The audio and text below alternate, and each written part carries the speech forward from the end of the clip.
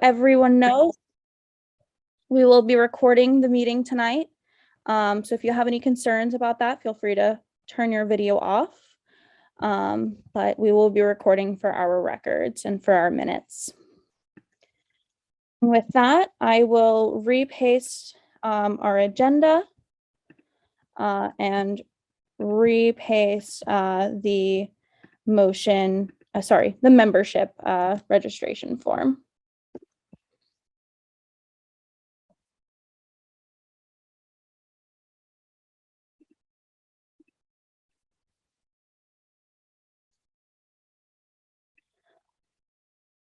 All right, so with that, I will be passing it off to Suzanne.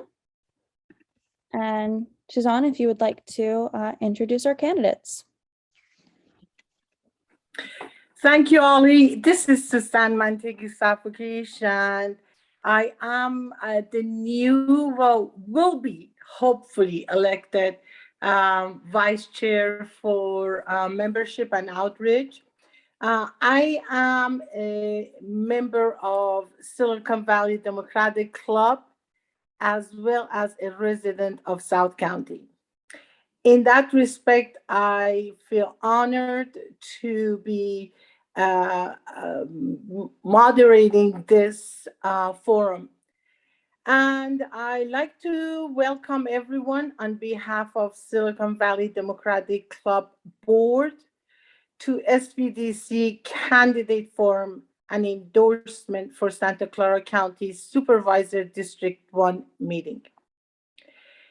Now, we will have about 45 minutes on this forum. There would be 3 minutes each for each candidate to introduce themselves. And then each candidate will have 2 minutes to answer my questions. And attendees, if we are lucky, have enough time, we will have a couple of attendees ask questions, and the candidates will have 1.5 minutes to reply. There would be a 2 minutes closing comments. Now I'd like to introduce our candidates.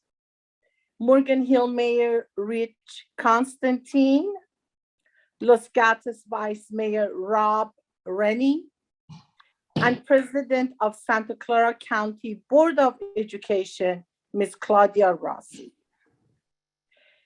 Now, candidates, Rich, I would love to hear you starting introducing yourself to our audience.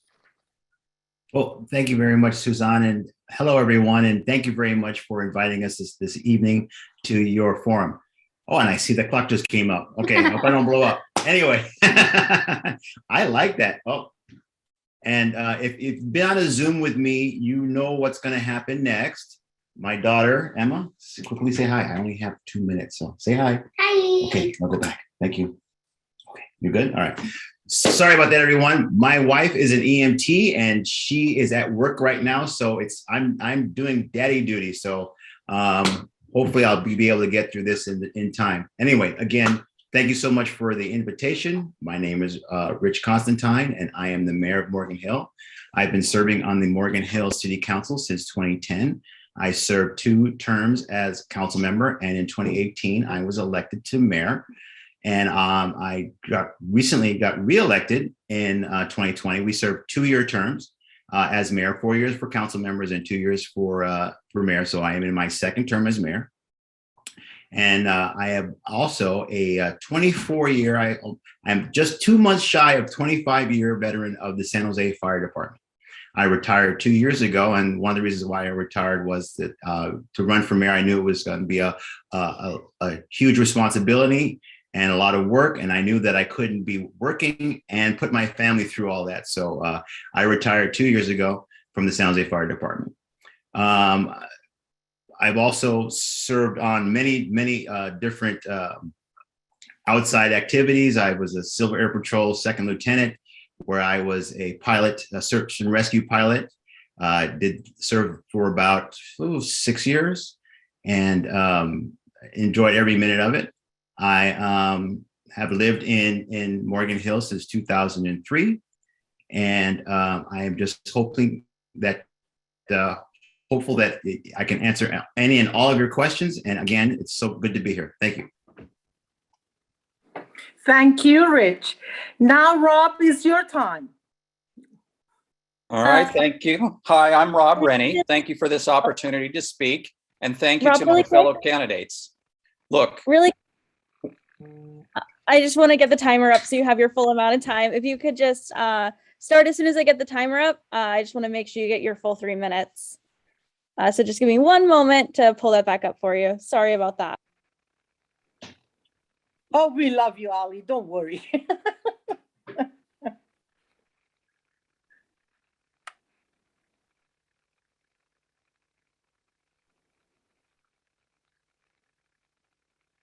Okay, now you're golden.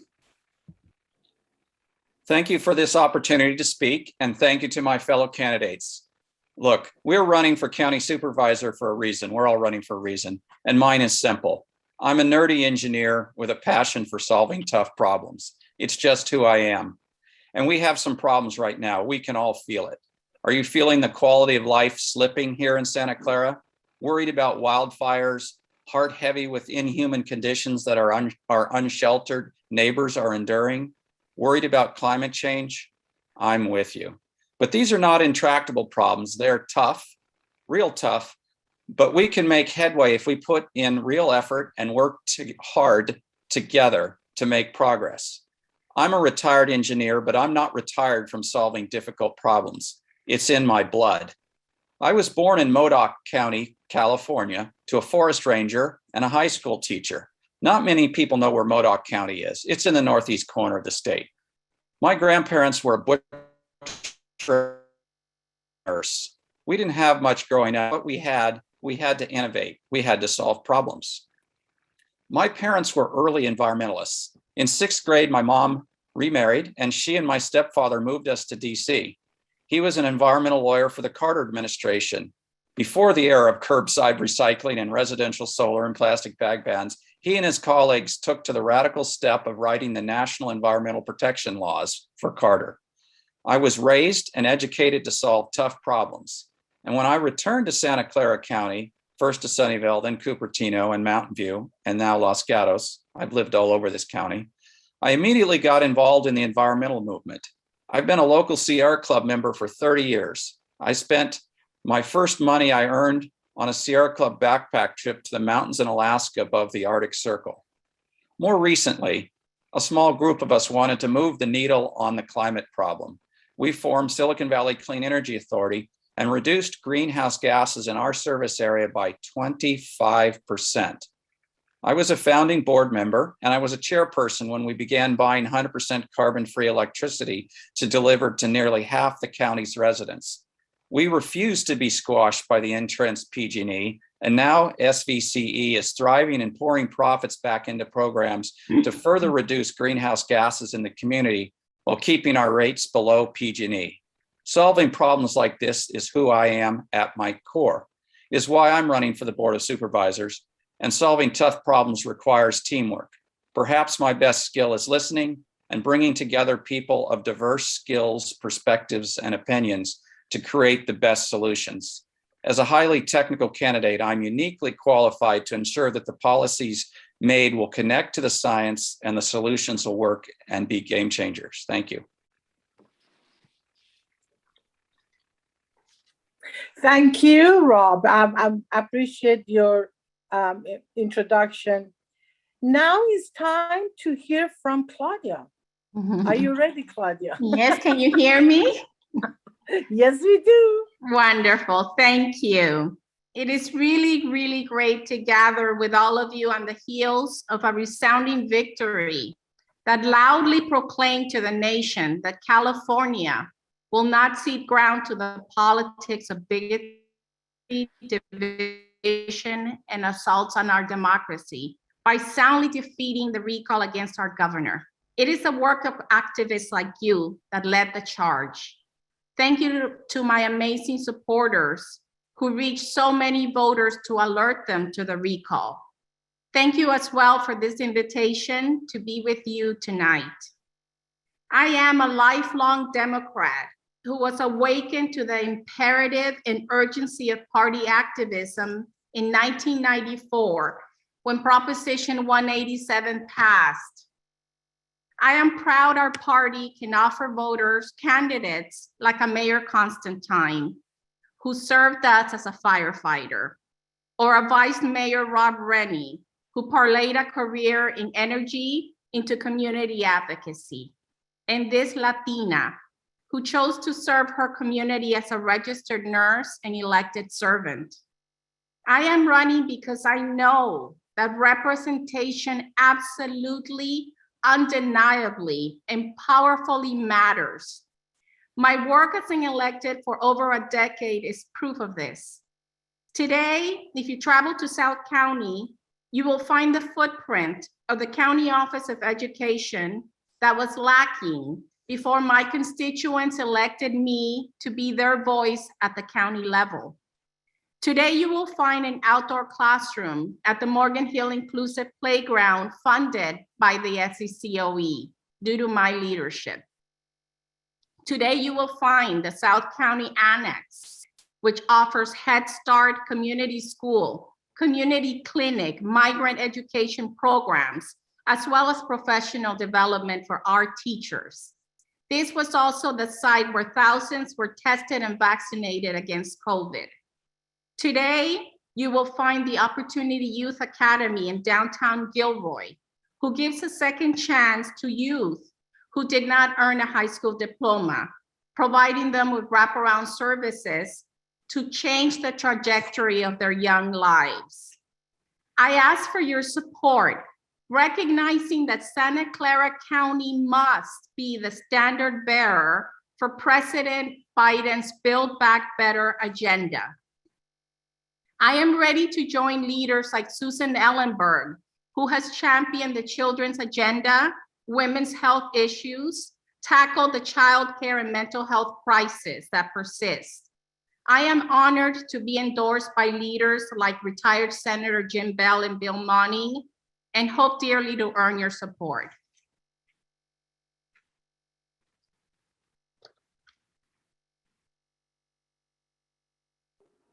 Claudia, and I appreciate it. So are you guys ready for your questions? Question number one. District 1 has a large income gap.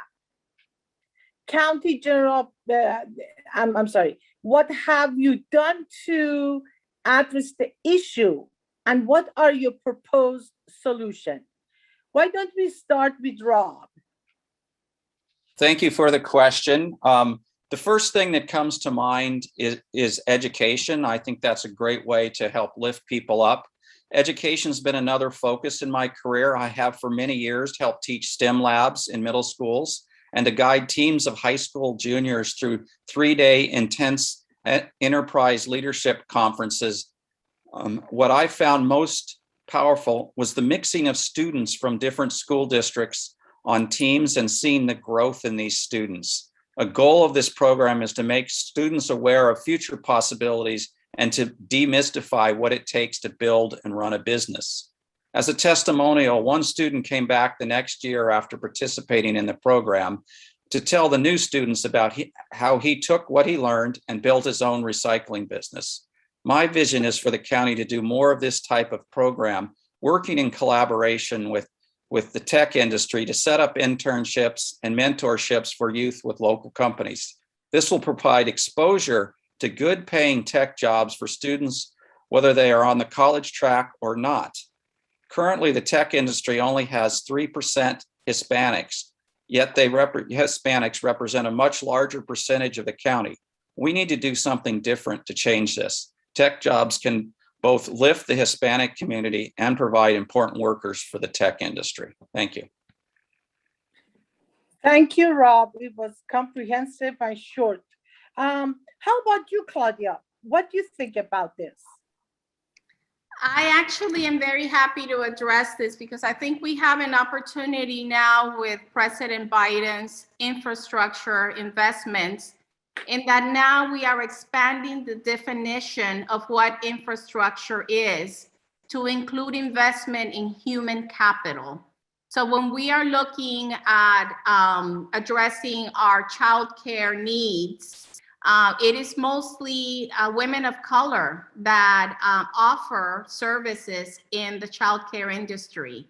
And so by investing in professional development and expanding childcare options, we will go a long way to addressing the income gap that affects communities of color. At the County Office of Education, I've been very proud to lead efforts which will attract more children from migrant communities to go into the healthcare and teaching professions, recognizing that so many of the children in the migrant communities have bilingual, biliteracy skills that could serve our greater community. Thank you for the question. Thank you, Claudia. Okay, I'm gonna wait. Oh, perfect. You set it up. Now it's your turn, Mr. Mayor, Rich Constantine. Thank you very much. Well, nothing highlights the income gap more than housing. And the ability for people to buy homes is astoundingly getting more and more out of reach. Here in Morgan Hill, we have more below market rate housing than any city in Northern California. And I'll say that again so people understand. Morgan Hill per capita has more below market rate housing than any city in Northern California.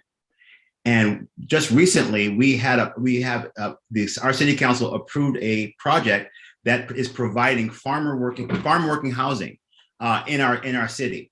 But we didn't do that alone. We did that in partnership with Measure A funds from the county.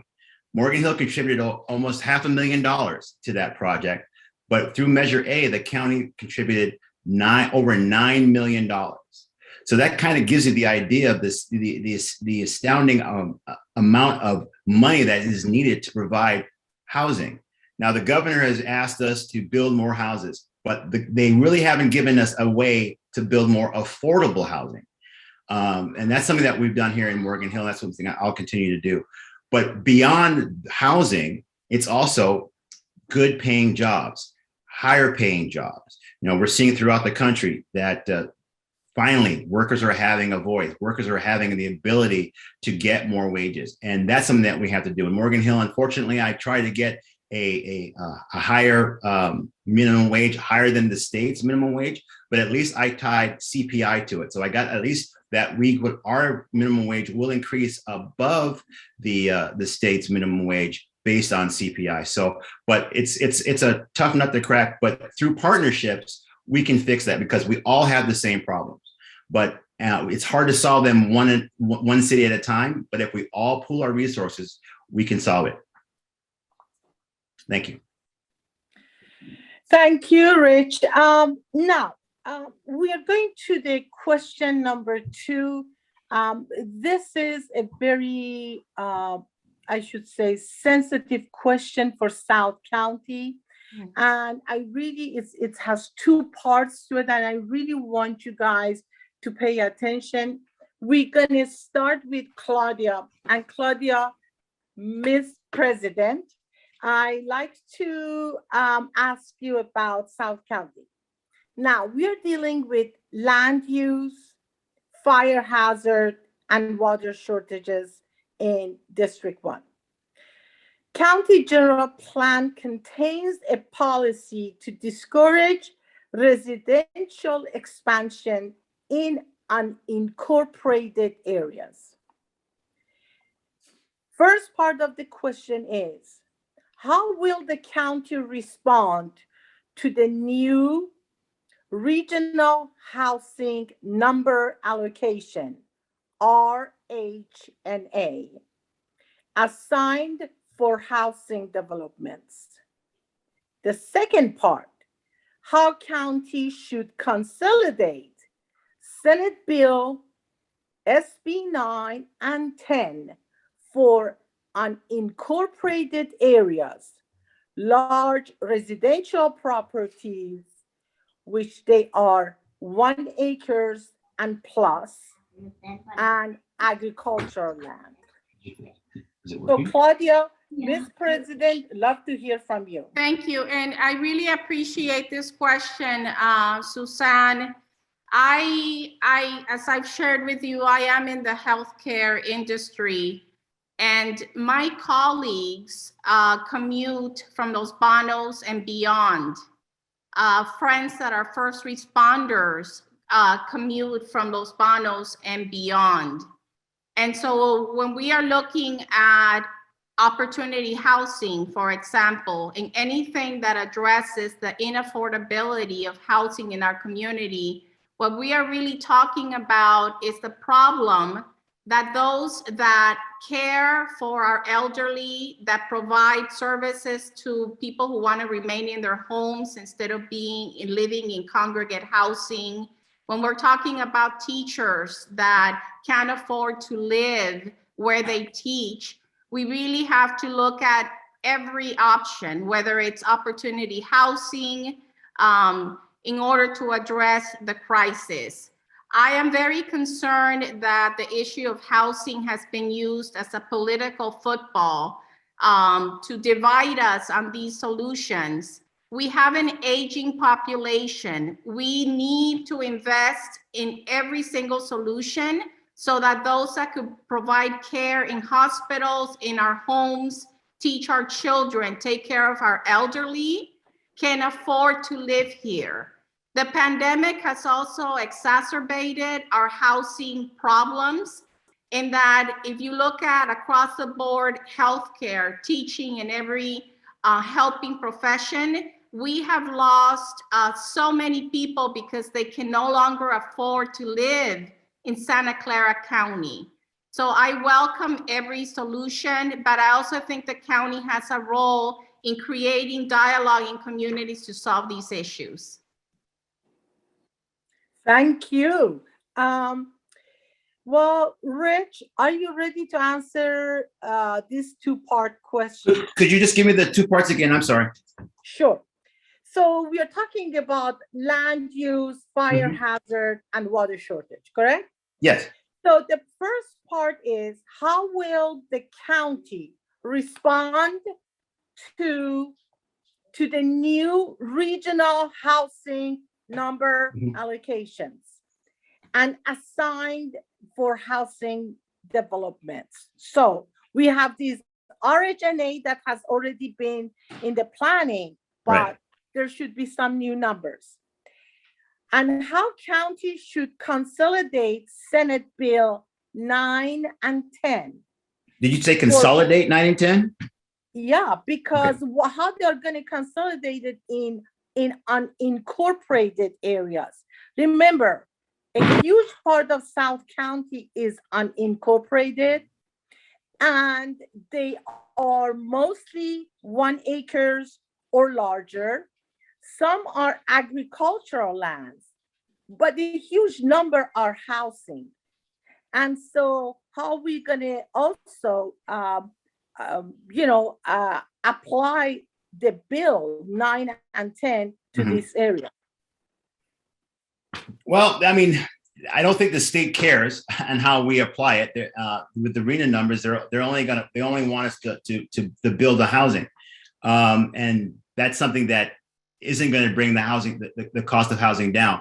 Specifically with 9 and 10, 9 is the bill where you don't really have a say in what's built. In other words, if you have land that's zoned industrial, or not industrial, but single family for 1 unit, you can, a developer or the landowner can build 2 or 3. There isn't anything that the county or a city can do about that. 10 allows people to put ADU units on their property, or a secondary unit on their property that, again, no control.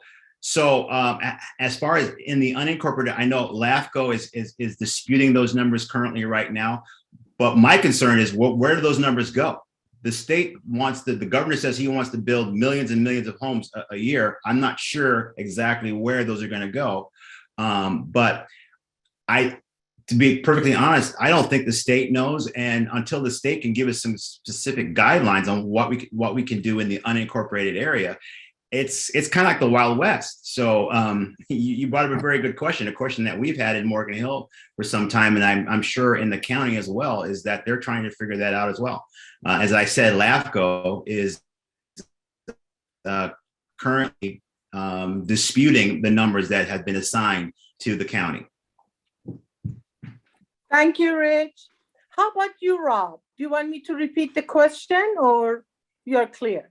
It's a complicated question, but I think I think I have it now. It's about, well, first of all, the RENA numbers you mentioned. It was a bit silly for the county to get assigned this many RENA allocation numbers, because where are they going to build them? I'm very much, for protecting our farmlands and our open space, and preserving a green belt around our cities. Morgan Hills had a growth ordinance limiting how much they can grow, and there's been urban growth boundaries. And I think these are all good things that we should somehow try to keep in force. LAFCO, as Rich mentioned, both Rich and I have served on LAFCO. And the way it works is you can't extend services outside the city's urban service areas. So you can't just go build something. You have to annex into a city in these outlying areas. I would focus the growth, first of all, in the urban village kinds of areas that the county's been planning for, rather than trying to spread them all throughout neighborhoods. It's going to be a much smaller effect on our infrastructure. Where is the county going to put the housing? Well, you've got Stanford is actually county land, not in a city. You've got the fairgrounds as a possible location. The county wants to close down Hillview. That could be more land. The odd thing is to have the county's really not in the business of having housing. The LAFCO policy is to annex the county islands into cities, because cities are in the business of providing urban services. So it's really silly that they even got this allocation, and it is going to be a challenge. But again, I advocate for maintaining our green belt, our open spaces, and our farms. Thank you. Thank you very much. Okay, now we are to question number 3. And I love to start with Rich. Transit subsidy helps poor jurisdiction, stimulates economic development, and reduces road congestion. What are your stand/solutions to fix public transit in Santa Clara County, particularly when 50% plus of greenhouse gases come from transportation sector? What are your priorities for 2016 county Measure B? Remember, Measure B was the transportation funding. I remember. And how you feel about VTA's recommendation to spend 100% of the fund to expand BART, even though it was shut down by the Board of Supervisors, but still the plan is sort of valid. And I like to hear from Rich, if you could start on that. Thank you very much. So I will take the last part first, and that VTA is not putting 100% into BART. Currently, the way the language is set, that Measure B funds, no more than 25% of Measure B funds can be used for BART. Now, I know there has been some contentions of how the numbers have been, and I know that there has been some misconceptions or misunderstandings of how there was one schematic that was put out by one of the supervisors that showed no money going to any other program and a lot of money going to the BART. So that was a misconception. Let's see. My stance on transportation You know, South County is a transportation desert. And we just recently had a groundbreaking or ribbon cutting for the new 568, which is going to be a bus that goes from Gilroy to Diridon, and it's going to run every half hour. And that's kind of the point. To get people out of their cars, we need to make mass transit more reliable and convenient. When I was working in San Jose and I was living in San Jose, we had a program in San Jose called the Eco Pass, where all employees could ride VTA and light rail for free, VTA buses and light rail for free. I had a second job at Moffett Field. It took an hour and 40 minutes one way to get there. So here's somebody who could ride the train for free, and I wouldn't avail myself of that because it wasn't convenient. So you said in the very beginning, it's going to be a subsidy. It's going to have to be a transit subsidy. We're going to have to subsidize transit for a little while until we can get people out of the habit of using their cars. But I'm a firm believer that if it's more convenient to get on a bus or on light rail or on Caltrain, they'll do it. But currently right now, it's not convenient. And that's what we really have to work on is the convenience. Thank you, Rich. Okay, Rob, we'd love to hear from you. What do you think about the transportation issues that we have in this area? Sure. Thank you for the question. And thank you, Rich, for correcting some of the question. The 100% really was about spending the money that is allocated for BART in the measure, spending 100% of it earlier, because the money's collected over 30 years. And I'm actually for spending money up front because we can get bonds now at 2 to 3%. The cost of construction is going up 5, 6, 7% a year. That means it's actually cheaper to borrow money, pay the interest, and build things now. So that's really what a lot of that question was about. And in fact, it's funny because the highways are ahead of spending per what they should get per year over the 30 years also, but we don't talk about them. So in terms of transportation, one of my favorite categories from the Measure B is investing in our bike infrastructure, because that's an important way to make our communities healthier as people get more exercise, reduce congestion, safer when there's less cars on the road, and more biking.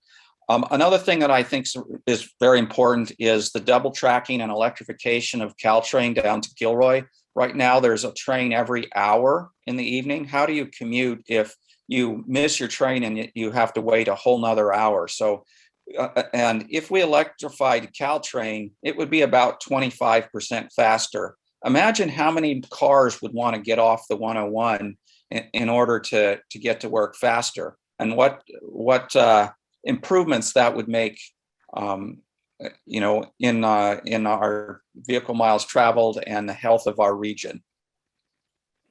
I think I answered all the questions. Thank you. Thank you. Okay, now it's time for Claudia. Please answer. Thank you so much, and I wholeheartedly agree with Vice Mayor Rennie. I also support electrification, as I think that it would diminish some of the waiting time that people have to endure.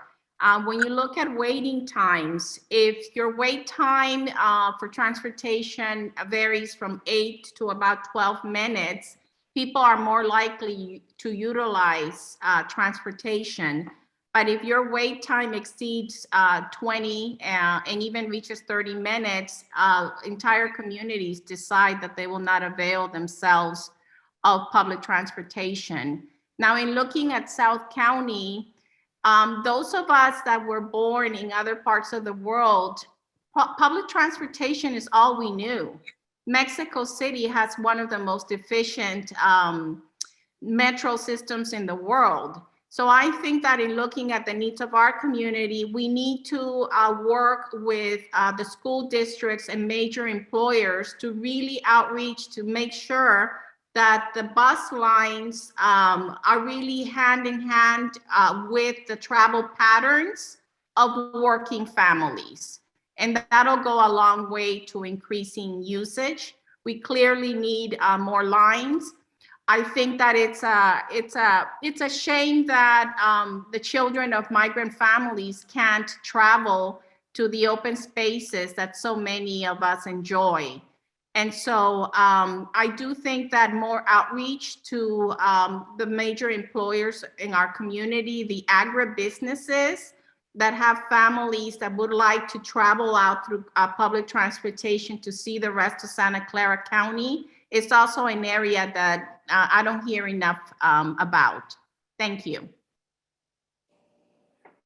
Thank you all. Now I'm done with all the questions that I have prepared. Thank you for correcting me, even though I've heard through different industries that BART still is considering the expansion, but that's okay.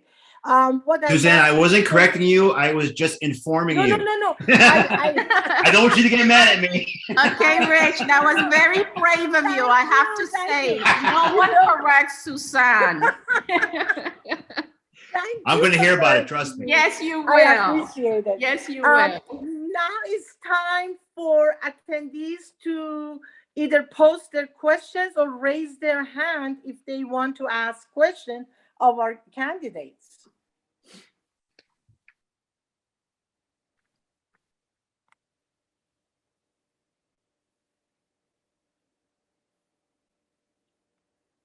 Anyone? It looks like Forrest Williams has a question. Sure, I didn't see that. Thank you. Mr. Forrest Williams. Yes, I want to put before the candidates the question regarding affordable housing. There's been a recent change in the zoning that allows multiple dwellings to go on to what used to be single family zoning. What's your view of that? How do you think that's going to work out in the cities, and how will that help the homeless?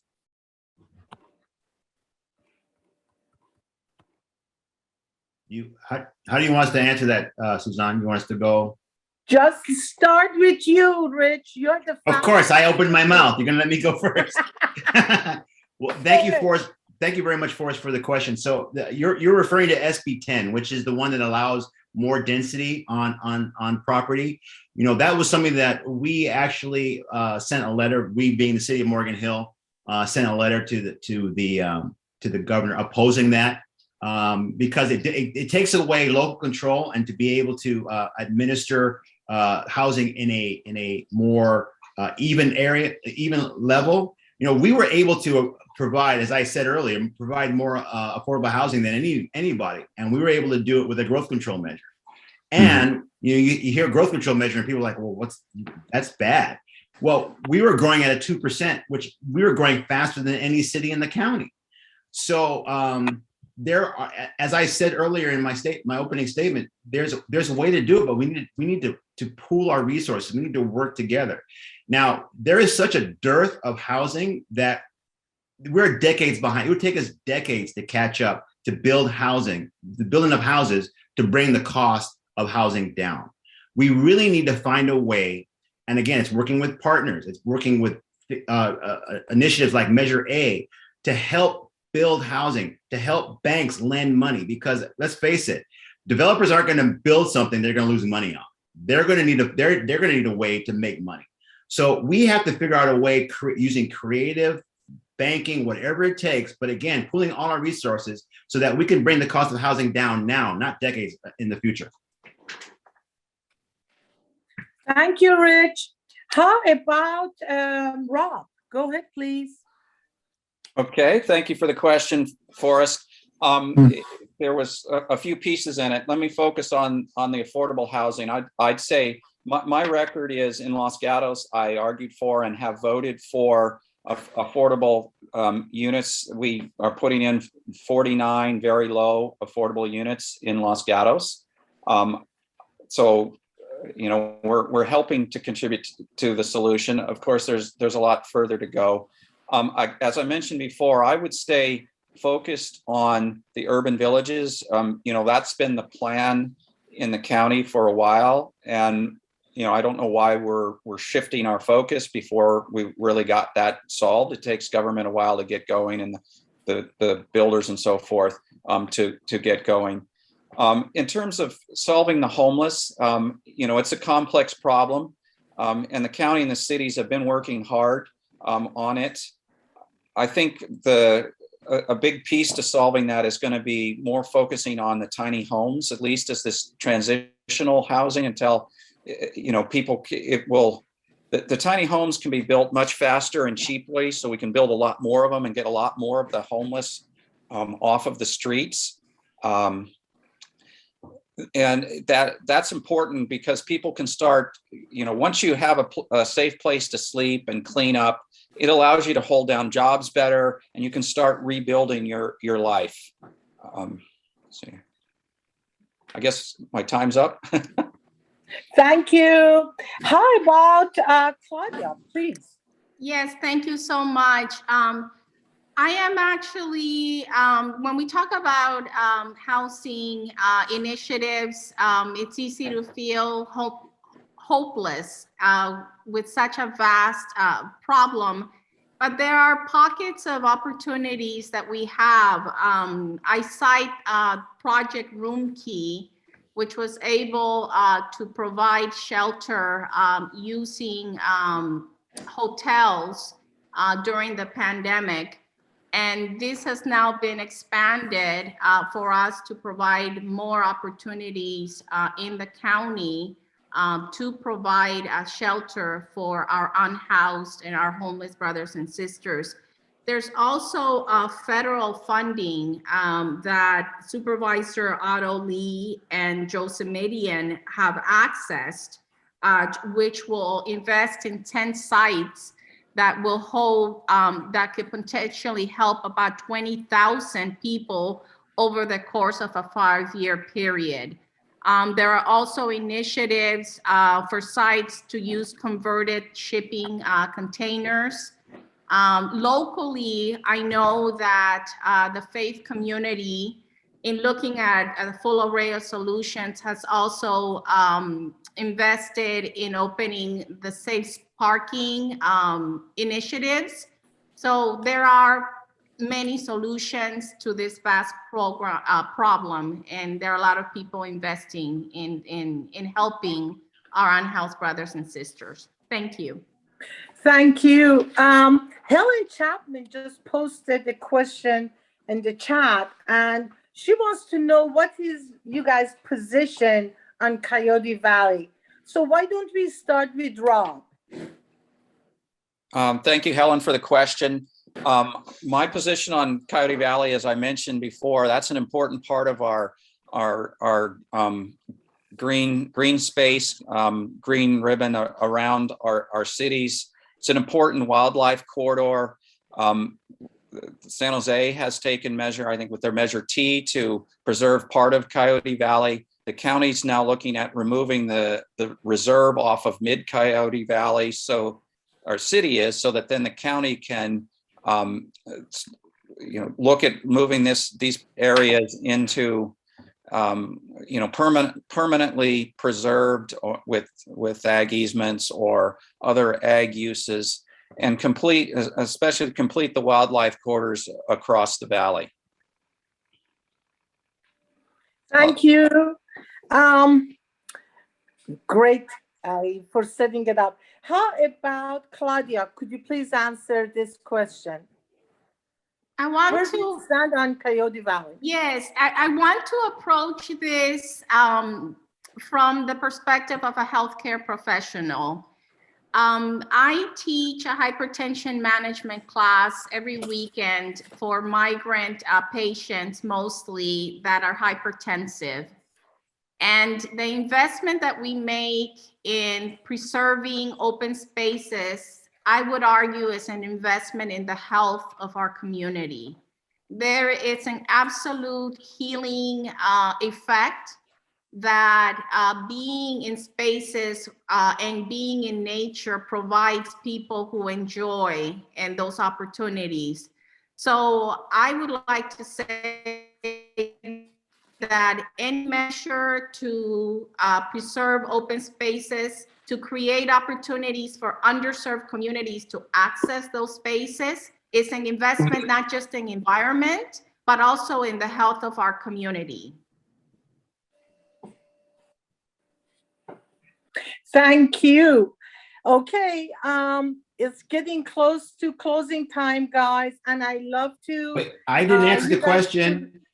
Oh, I didn't ask you, Rich? Shame on me. Go No, I ahead. didn't get it. You went with Rob and then Claudia. You didn't give it Well, to that's me. what you get for correcting her, Rich. Rich, Exactly. oh my God, there is something. I hate you now.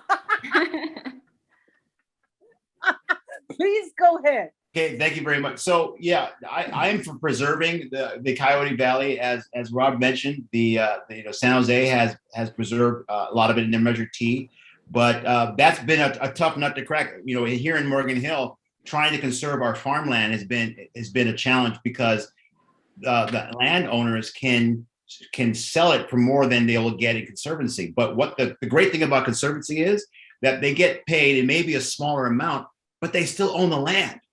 So they can still sell it as long as it's kept, whatever it's conserved, whether it be kept in farmland or kept in open space. But we definitely need to maintain that area, not only for the health and welfare of our residents, as Claudia mentioned, but also for our animals, for our environment, for the natural habitats that keep our area going. And I want to go back really quick to the homeless issue. We can build all the homes we want, and that's not going to solve the homeless issue. What's going to solve the homeless issue is dealing with what made people homeless in the first place. Some of it is paycheck dependency. You're living paycheck to paycheck. Some of it is mental health issues. Some of it is substance abuse issues. Those are things that the county is well positioned and have done great things and have made great strides in producing. But we have to fix what made people homeless in the first place before we can actually solve the homeless problem. Sorry about that, but I didn't go over time. I know you need a lot of time. I talk. So now it's time for closing comment. I'd like to start with Claudia. Thank you so much, Suzanne, and to all of you. And I want to start by thanking the leadership of members of this club. Governor Newsom a few days ago signed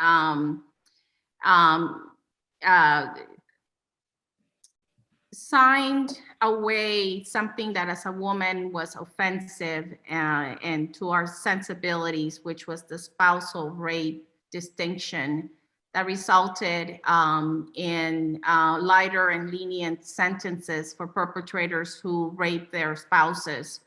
And that was due to the work of brave women like Michelle Dauber, Jenny Hutchinson, and I want to acknowledge that. In seeking to run and serve at the county Board of Supervisors, I recognize that over half of the budget is allotted to healthcare. As we build past this pandemic, we need the experience and the perspective of someone who, as a registered nurse, decided to serve our neediest and most underserved communities. As a registered nurse, I have seen firsthand the effects of domestic violence, inequity in healthcare. What happens when our children can't access mental health services? We have at this time people who have taken their own lives, people who have lost their lives overdosing on fentanyl. All those challenges need to be addressed by the county employees, the brave men and women who served us through this pandemic. I am ready to serve on day one as someone who doesn't need to read a report to find out the complexities of the county system, because I have worked in that system for years as a registered nurse. I hope to earn your support. Thank you. Okay, how about Rich? Could you please make your last comments? Thank you very much, Suzanne, and apologies for correcting you. Anyway, I want to thank everyone for the invitation tonight. I want to thank my colleagues, Rob and Claudia. You know, it's always tough when you have friends running, but I want my friends to know that it's never personal, and I want to give people something to vote for, not against. And that's basically how I tend to lead. I lead with a collaborative spirit. You know, I'm not a flamethrower, no pun intended, because of my firefighter background. But I like to build on consensus. You know, sometimes people say, "Well, you're the mayor; you can do anything you want." I go, "No, I have to have 2 other people to agree with me," and the same would be on the board as well. So we have to build consensus and make sure that we are working in the right direction. Now, I have no doubt that the current members of the board have what's best in mind for what's good for the county, and they need more resources. And that's one of the things that we really have to work on. We have to pool our resources. And when I mean collaboratively, we've got 15 cities in the county, and I consider the county as one of those cities. So it would be 16. And if we can collaborate and work together, we can solve a lot of the issues, because we all have the same issues of homelessness, the same issues of needing of affordable housing. But where the county excels is in healthcare and in issues with mental health and fighting domestic violence. Those are things that the county can excel in and can grow. And we really need to move forward with those things. And that's something, as an elected official with the board, I will strive to do. I will continue the work that has been done by the current supervisors and the work that we've been all doing as city officials in the cities. I know, Rob, you're the vice mayor of Los Gatos. So, you know, these are all issues that we all have. So again, thank you everyone for your time, and I really appreciate it. And I would value your support greatly. Thank you.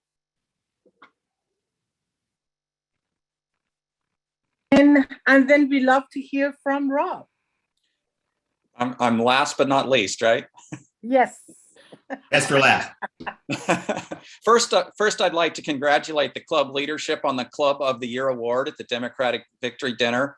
I remember first attending this club when it was Harry's Hot Brown. We were eating mashed potatoes and gravy. It was like Thanksgiving every time I came to a club meeting. The club's come a long way since then. The energy and effectiveness of the club under its current leadership is impressive. So keep it up. So in summary, there are many more big problems in the county in which I have the experience and vision to solve. One of the biggest being homelessness, as we've started to talk about, and affordable housing. Another is reversing the decline in quality of life and maintaining the economic vitality of our local industries. I also think it's very important to lift up the disadvantaged communities in the county that are falling behind, while at the same time supporting our LGBT community and women's issues. In support and solutions to these problems are going to involve doing things differently with affordable housing, education, criminal justice reform, and access to mental health care. I would like to emphasize that I'm a regionalist. I always make decisions based on what is best for the greater whole. When I was on the VTA board, I argued against and voted to delay the light rail to Los Gatos, and instead voted to extend light rail to East Ridge and San Jose because there was much more need for it there. My goal is to do what's best for the most people and the people in need. Although I settled in Los Gatos, I continue to be involved region-wide with the Sierra Club in chapter leadership and on political committee, where over many years I've traveled to almost every city in Santa Clara County and San Mateo County to interview candidates and talk about the environment in their cities. My technical expertise, ability to effectively bring large, diverse groups together and to solve large problems, and passion at the core to problem solve is why I'm the best candidate for county supervisor. Thank you very much. Thank you. I really want to thank all 3 candidates. We are having such a great year. District 1 will have 3 very competent candidates, and I'm proud to meet all of you guys, and I appreciate all the questions and attending this event.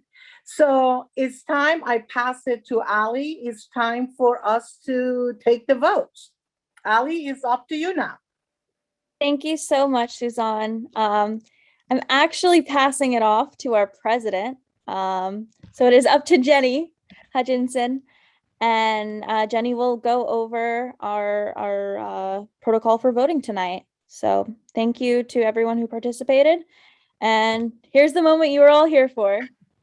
So on to Jenny. All right, thank you, Ali, Suzanne, and all of the candidates. It's been a really, really great forum. So we are going to move on to voting, and I ask for everyone's patience because we are doing a new system this time, and it will take some time. Per our bylaws, we require a 60% majority in order to endorse a candidate. So how we're going to do the voting is we will possibly have 2 rounds of voting, both done by Google form. So after I finish explaining, we'll open the first Google form. You'll have the option to vote for one of the 3 candidates. You will also need to include your first and last name. We will tally those votes, which again, that's going to take a few minutes because we need to ensure that we have only members in good standing who have votes counted. If no one meets that 60% threshold, we will do a second round of voting with just the top 2 candidates from the first round. If one of those 2 candidates gets 60% majority, we will endorse. If neither do, then we will have no endorsement at this time for this race. Are there any questions before we open the form?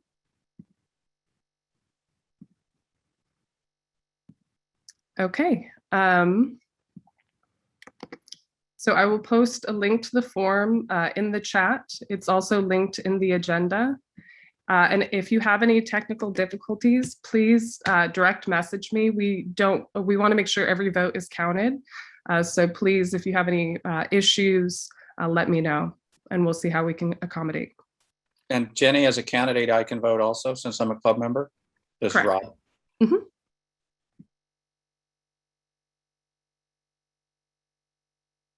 And I can vote for Rich if I want to? Yes, you can, Rob. Thank you so much. Sorry, Jenny, I just thought you would say yes. And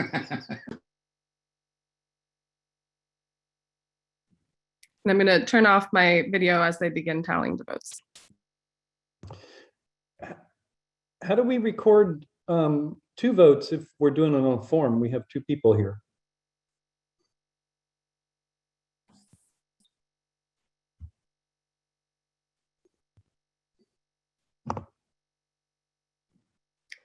So if you cannot, oh, go ahead, Ali.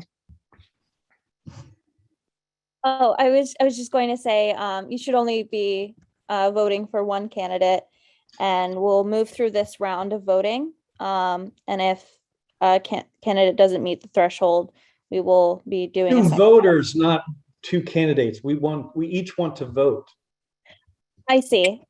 So you'll need to vote with a different email address. The form won't let us. I clicked on the link in the form and it said I already responded. I can't even enter a different email address. Oh. The other option would be to try on a second device. If you have another device where you can answer the Google form. Okay, I'll try that. Thank you. Mm-hmm. You can probably also use a different browser. If you're on Chrome, you could copy the link into Firefox or something.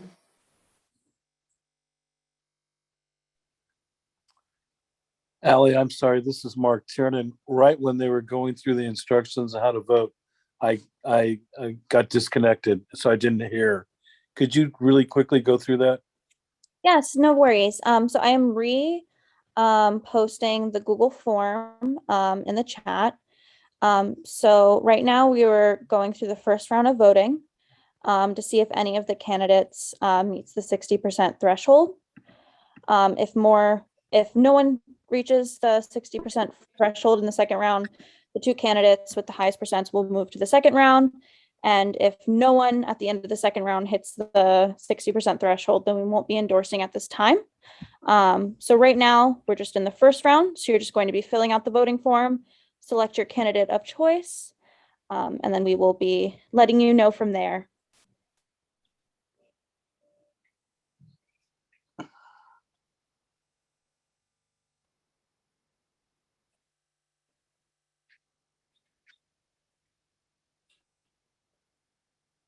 And if you have questions about your voting verification, please ask Jenny, as Jenny will be the one tallying the votes. I will not be tallying the votes.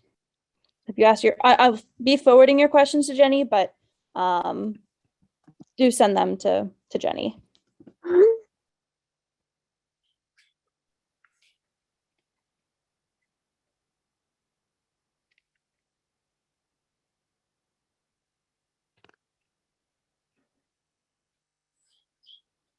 Jenny Hutchinson.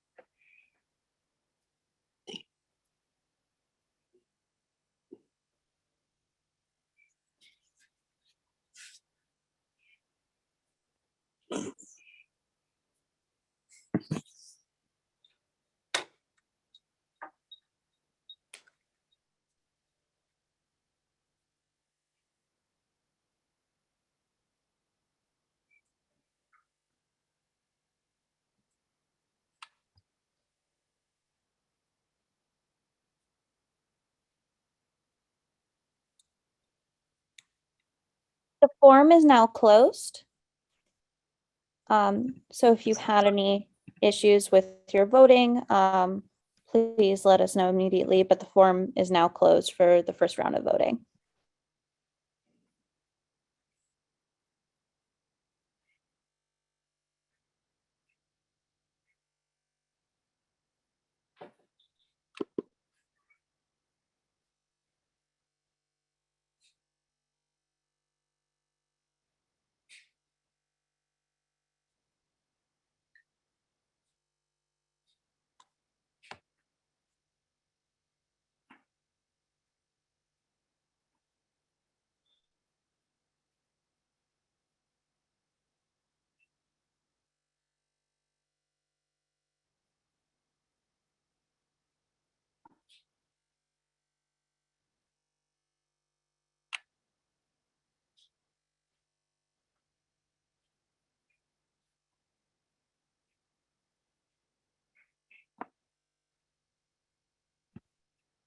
While we are waiting for the votes to be tallied, please enjoy this video from the Monterey Bay Aquarium.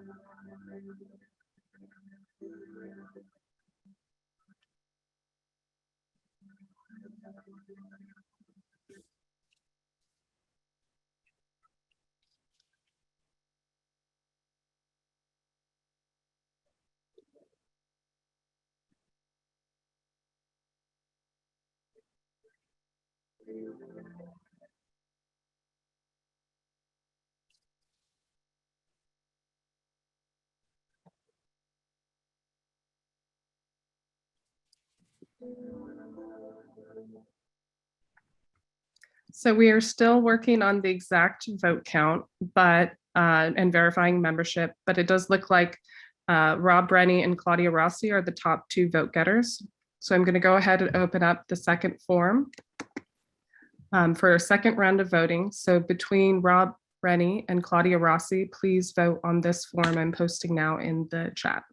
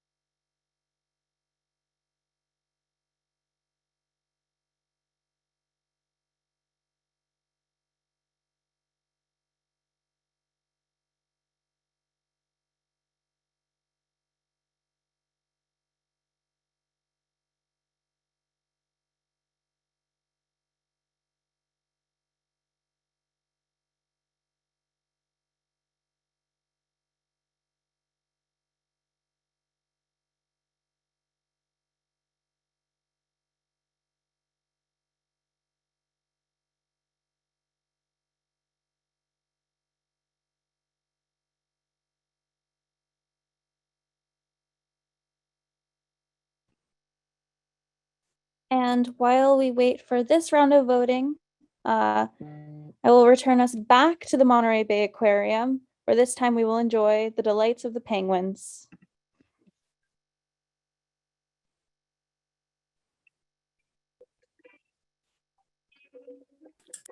Will you include the music?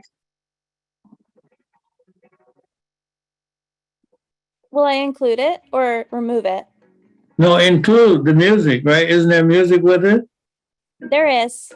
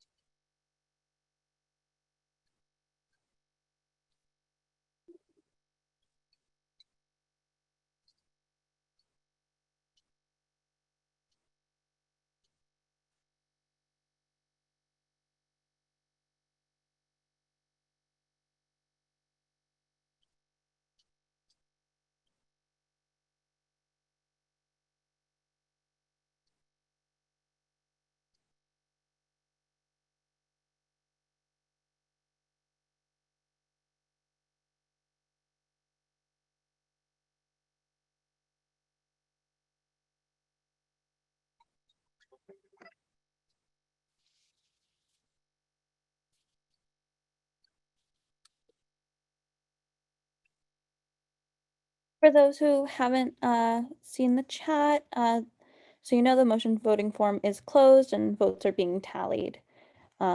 So please enjoy the wonderful aquarium in the meantime. It's a great way to decompress on your long Monday evening. You know that they know the. Oh, stop it. Hold on a minute.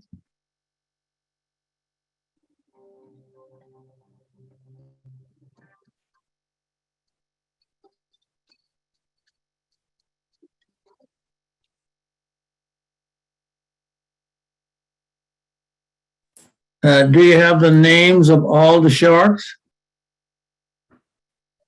You know, I don't. But I'm not running for office, so I don't need to have all the answers. We know, the ones you should be avoid. That's what you'll know them by name.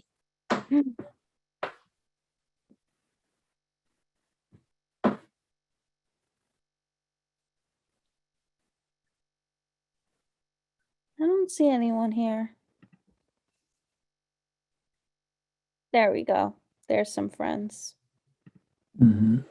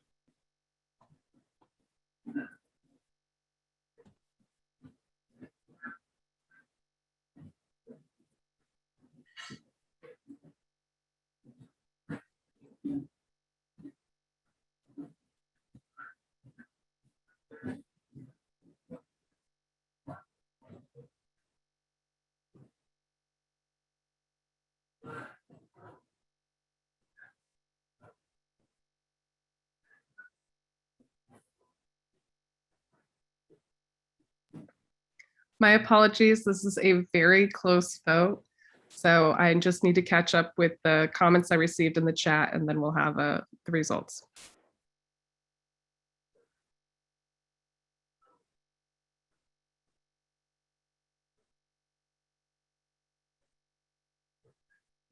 In the meantime, we'll return back to our auditors just for good measure.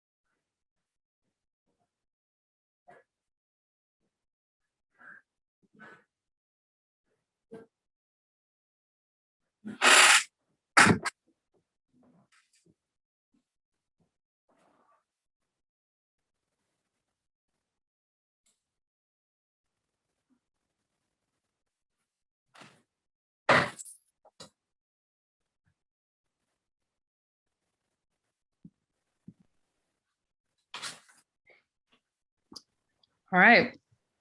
Well, after reviewing the results, we will have no endorsement on this race. The second form yielded 31 for Claudia Rossi and 31 for Rob Rennie. And even with a couple of unconfirmed membership statuses, neither one was able to achieve that 60% threshold. So perhaps we can revisit this race at a later date, but for now we will have no endorsement. And I want to thank all of the candidates for coming again tonight, and I'm going to hand it back to Ali to close. Well, I just want to thank Suzanne and thank Jenny for helping lead this meeting tonight. I want to thank Rich, Claudia, and Rob for being here tonight, and we look forward to having you back very soon. You're all very well informed of the issues, so no matter what, we're going to have a wonderful county supervisor. It's very clear that folks that are on the Zoom tonight are very dedicated, or maybe they were just here for the Monterey Otters. Aquarium Otters. So whether you want to come back again for these candidates or come back for the Otters, we will see you next time. Thank So you all. I'm very grateful for this time. Thank you so much. Good night, all. Yep, thank you. No, I didn't. Thank you. And I will also stay on for a few minutes in case there's anyone that has questions. Good night, everyone. Take a good night.